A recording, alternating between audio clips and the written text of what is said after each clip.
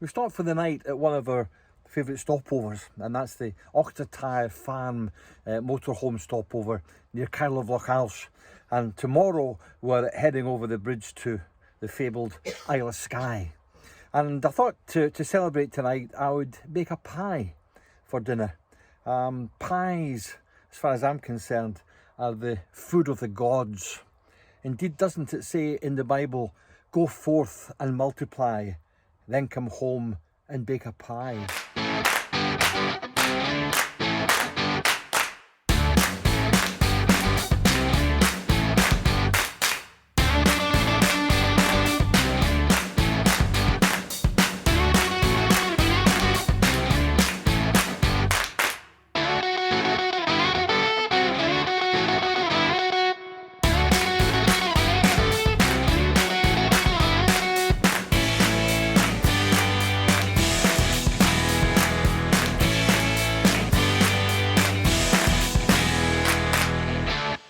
And that's exactly what we're going to do tonight. We're going to have a pie, and we're going to have a beef and venison and potato pie.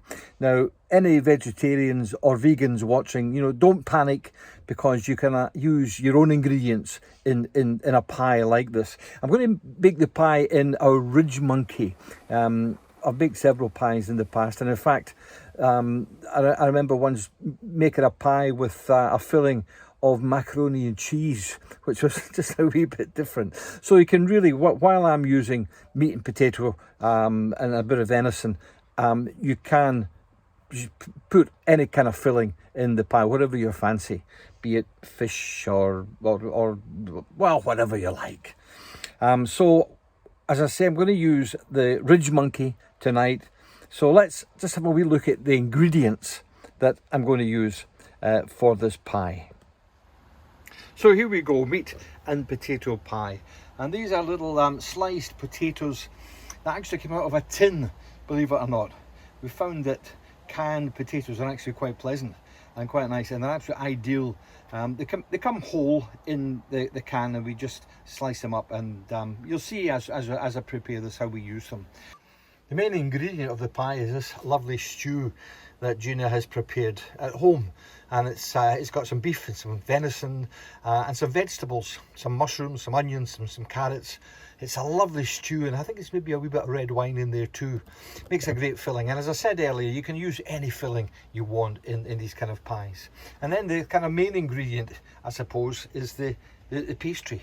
And this is short crust pastry. You can buy this stuff in the supermarket. It's all rolled up. All you have to do is unroll it into the Ridgemonkey, put your ingredients in, and then cook it. And we're going to have that with some green peas. What better? Meat and potato pie with green peas, all washed down with a wee drop wine. And I think this is a Spanish rioja. Okay, I've separated the two parts of the Ridgemonkey, and I've oiled them ever so slightly. I don't want the pastry sticking to the pan. So next thing to do is get the pastry itself, and it's kind of sealed in plastic here. So just carefully take the plastic wrapper off it, and then you'll see that it's kind of rolled here with some oiled paper. And it's just a question of unrolling all of this. So we'll start at the top here, unroll it down towards the bottom, and really what you want to do is you want to just leave a little lip over the edges of the Ridgemonkey, just over the edges here. Take the paper off, throw that away, and then what we have to do is just kind of, it's important to get this in just the right place here, so let's bring that back ever so slightly. That's fine. There, and then just tuck away so that it's quite, it's filling in at the edges here. Good. And then the next thing to do is get your ingredients, get the filling, and just drop it in there. Here we go. This is beef venison with some vegetables, some onions, some mushrooms, a few carrots, and this will fill up quite nicely. There we go. Perfect. Perfect. And on top of that, we'll just add some of these slices of potato. You don't have to be too artistic with them, as long as they're in there, and they'll all cook through quite nicely. I've actually been amazed at cooking pies in the Ridgemonkey because it doesn't actually take very long. You can actually cook a pie in about 20 minutes or so, as you'll see. I wonder if I can get some more in here. Just, yeah, one or two in the corner and one down there. Perfect, perfect. Okay, now the important part now is to bring the top of the pie over, right over the whole thing, and then just seal it using your fingers. Just kind of seal it around the edges, and you know, tuck it in there so that the ingredients are sealed inside the pie. How's that? That looks pretty good. Oh, there's a big dollop here at the edges, so I could probably pull it a bit over to that side a wee bit, but there you go. That's not bad. And then the last thing we have to do is put the two parts of the Ridgemonkey together, which is always a wee bit of a hassle.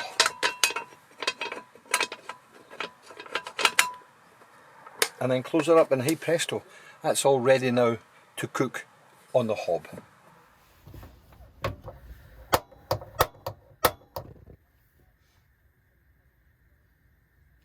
Okay, I want a sort of medium flame. I don't want this as a high flame so that it burns quite quickly. So I'll put it on kind of medium and just let it warm up slowly. And remember, I've just put a little bit of oil on the Ridgemonkey and on both sides. And what we'll do is we'll cook it for a while on one side, and then we'll flip it over and cook the other side. And I reckon this will take about 20 minutes or so. Okay, so that's been cooking fairly gently for 5 or 6 minutes or so. So let's just turn it over and have a look and see how it's doing.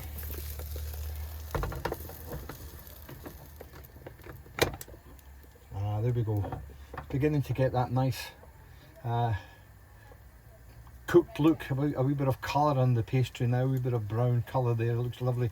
We'll do the same on this side, and then we'll switch it over from side to side and just keep an eye on it. We'll just do this side a wee bit, and I think we've got the makings here of what will be a fantastic pie.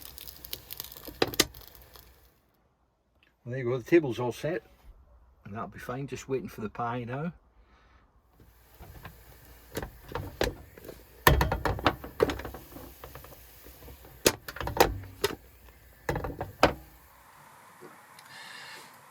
And of course, the nice thing about having to wait while the pie cooks is you can have a glass of wine while you're waiting.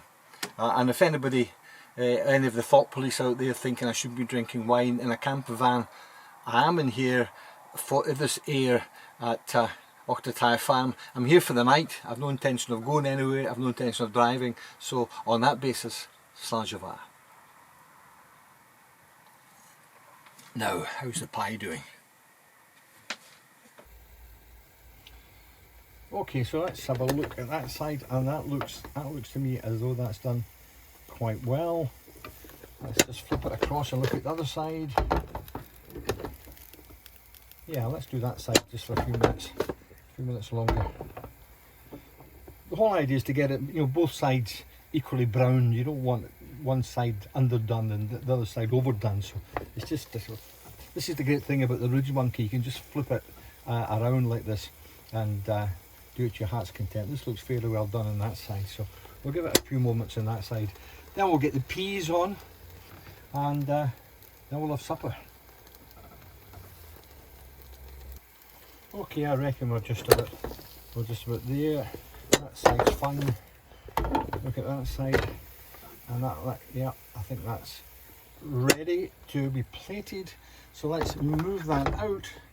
We'll move the green peas in there just to warm up, and we'll just move this up here, and I'll show you what to do now. Okay, so here's the pie. So all I have to do to plate it is put a plate over the top of the Ridgemonkey, flip it over, and voila, there we go. There's our pie, and it looks fantastic. So the moment of truth now is when we cut it open. So let's have a cut through, and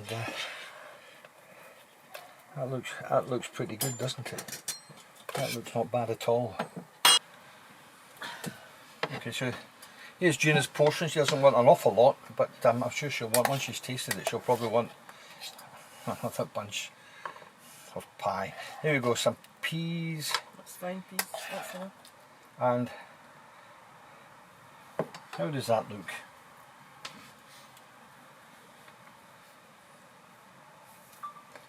I think that looks pretty good. Meat and potato pie with green peas cooked in a Ridgemonkey. And there we go, that's my portion. I'm having just a wee bit more because I was the chef. So there we go, the moment of truth. What's it like? Lovely. That's all you have to say? It's wonderful. Bearing in mind you cooked the stew. Yeah, but I didn't have... I did the simple bit. But I'm let off the hook tonight. You're doing the dishes. I